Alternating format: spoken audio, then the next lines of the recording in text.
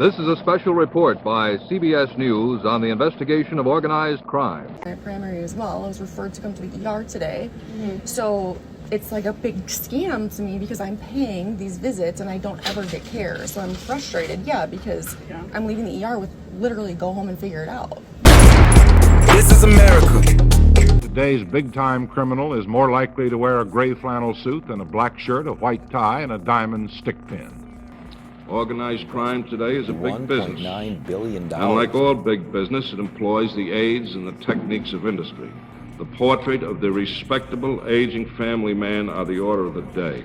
They don't do it for recognition from U.S. News and World Report.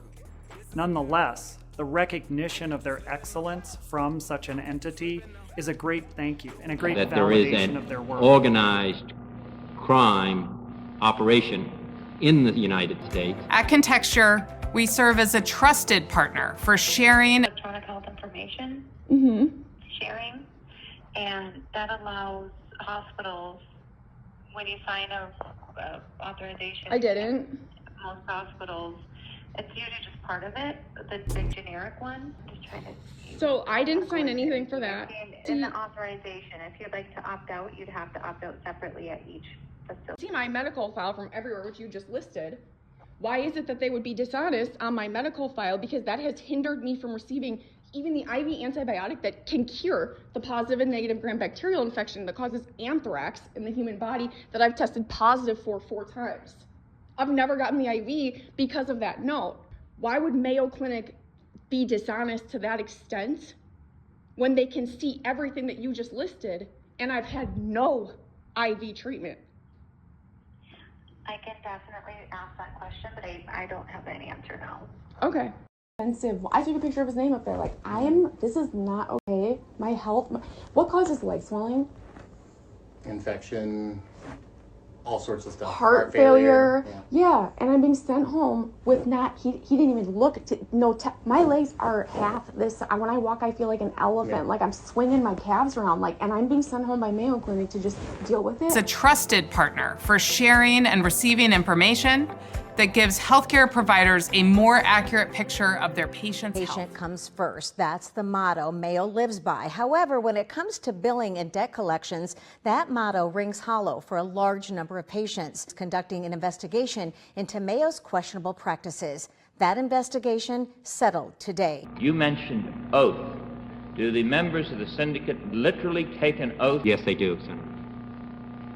They literally take an oath. Judge has denied Mayo Clinic's request for a dismissal of charges in a lawsuit brought by one of its doctors. Dr. Michael Joyner, a physician and professor of anesthesiology, claims Mayo Clinic tried to silence him following research findings he made to the media in 2023. It's an organization. It's the mafia, it's the Cosa Nostra, there are other names for it. Organized crime operation in the United States, and that it is run by a group of 10 or 12 men at the top, like a major industrial concern. Gangster, the hoodlum, is getting more into legitimate businesses, and I express concern about that.